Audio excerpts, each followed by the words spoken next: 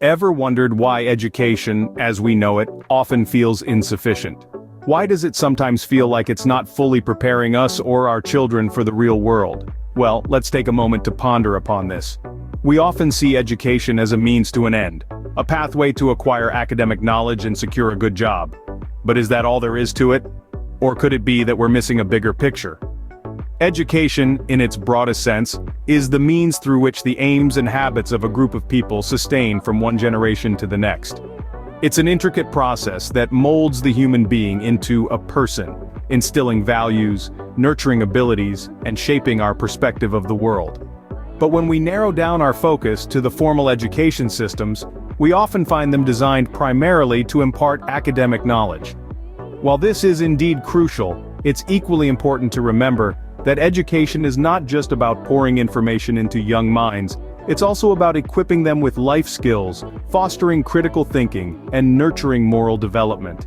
Imagine an education system that not only teaches mathematics or science, but also encourages students to question, to think independently, to be socially conscious.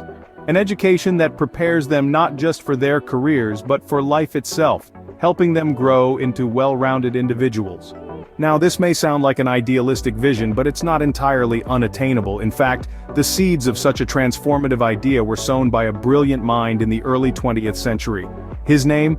Bertrand Russell, a British philosopher, logician, and Nobel laureate. In his book on education, Russell delves deep into the very purpose and methods of education. He critiques the traditional educational systems and suggests reforms that could potentially reshape the way we perceive education.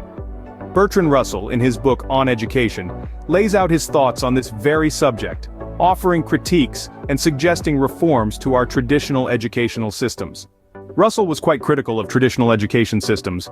But why? Let's delve into the mind of this great philosopher to find out. Bertrand Russell saw traditional education as a system that often stifles individuality, creativity, and critical thinking. Instead of encouraging students to develop their unique perspectives and abilities, he believed that conventional schooling tends to promote conformity and adherence to established norms. Russell argued that this approach to education is counterproductive. It suppresses the innate curiosity of the learner, leading to a lack of enthusiasm for the learning process. He pointed out that this approach does not foster a love for learning, but rather instills a fear of failure. In Russell's view, traditional education is focused too much on the mere transfer of information. He questioned the value of rote memorization and the accumulation of facts without understanding. He believed that education should not be about stuffing minds with facts, but about fostering understanding, cultivating the ability to question, analyze, and draw independent conclusions. He also critiqued the excessive emphasis on grades and competition in traditional education. According to him, this creates an environment where the joy of learning is overshadowed by the pressure to perform and outdo peers. He argued that this fosters a culture of comparison and competition, rather than collaboration and mutual growth. But Russell's critique of traditional education was not limited to intellectual development. He also highlighted the lack of moral and social consciousness in traditional education systems. He believed that an education system should not only focus on intellectual growth, but also on the development of empathy, respect for others, and a sense of social responsibility. Russell's critique of traditional education is a call to action. It's a call to shift our focus from mere knowledge transmission to the cultivation of understanding, from competitive achievement to collaborative growth, and from intellectual development alone to the nurturing of moral and social consciousness. Russell believed that a good education system should nurture not just intellectual growth, but also moral and social consciousness. So what did Russell propose as the solution to these issues? This question brings us to the heart of Bertrand Russell's innovative proposals for educational reform. Russell believed that the purpose of education should extend beyond the mere transmission of knowledge. He saw education as a means to foster critical thinking, cultivate individuality, and develop moral consciousness. He was convinced that an education system designed with these goals in mind would produce not just well-informed individuals but thoughtful, compassionate, and responsible members of society. To achieve this, Russell proposed changes in teaching methodology. Instead of promoting rote learning, he advocated for an approach that encourages students to question, explore, and discover. He believed that by engaging students in the learning process, we can stimulate their curiosity and develop their critical thinking skills. In addition to the teaching methods, Russell also called for reforms in curriculum design. He suggested that the curriculum should be broad and comprehensive, encompassing not just academic subjects, but also the arts, physical education, and practical skills. By ensuring a well-rounded education, we can help students discover their unique talents and interests, thereby nurturing their individuality. Moreover, Russell emphasized the importance of moral education. He believed that schools should play a key role in instilling values such as empathy, respect, and social responsibility. He saw this as crucial in preparing students to become active and conscientious citizens. However, it's important to note that Russell's proposals were not without controversy. Some critics argue that his ideas might lack practicality or specificity in implementation. Given that his book was written in the early 20th century, there might be aspects of his discussions that may not fully align with modern educational challenges and contexts. Despite these criticisms, Russell's proposals for educational reform have had a lasting impact on the field of education. His emphasis on critical thinking, individuality, and moral development has influenced educational theories and practices around the world. Russell's ideas on education reform continue to stimulate discussions and debates even today.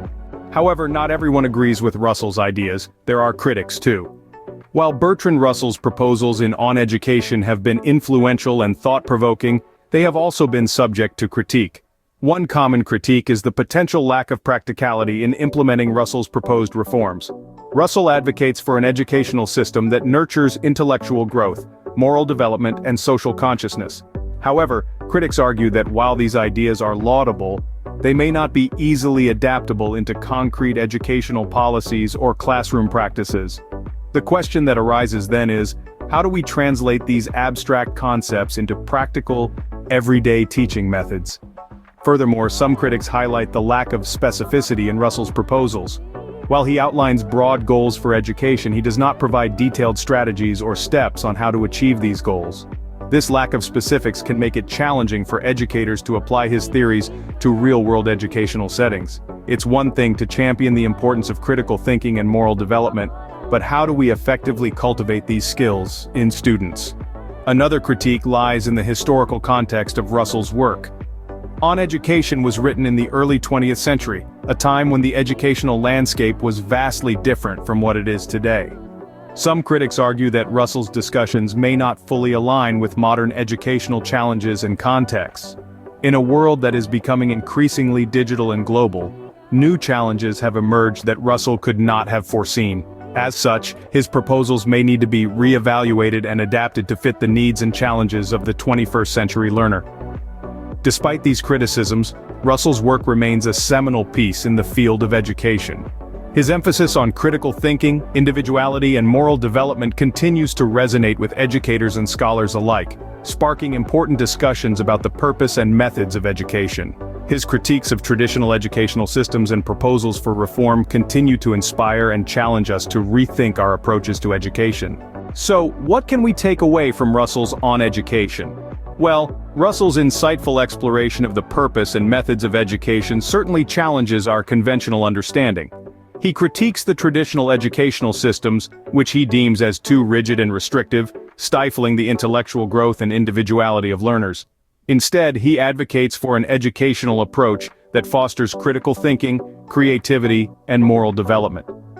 His critique of traditional education isn't just an academic exercise, it's a call to action for educators, policymakers, and society as a whole to reevaluate and reform our educational practices.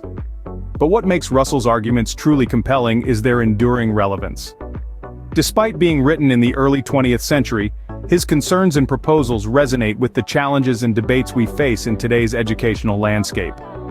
Russell's proposals for educational reform, though, are not without their critics.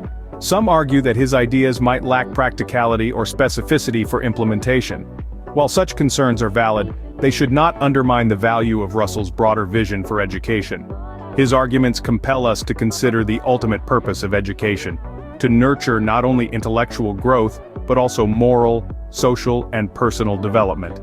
However, it's important to remember that the context in which Russell wrote On Education is significantly different from our own. Some aspects of his discussions might not fully align with modern educational challenges. Yet, this doesn't diminish the book's significance. Instead, it reminds us of the need for continuous reflection and adaptation in our approach to education. In the end, On Education challenges us to rethink our understanding of education and its role in society. It encourages us to consider how we can better prepare our children for the challenges of the real world, not just academically, but as fully rounded individuals. It's not just a book, it's a catalyst for change, a call for reform, and a beacon for a more holistic, learner-centered education.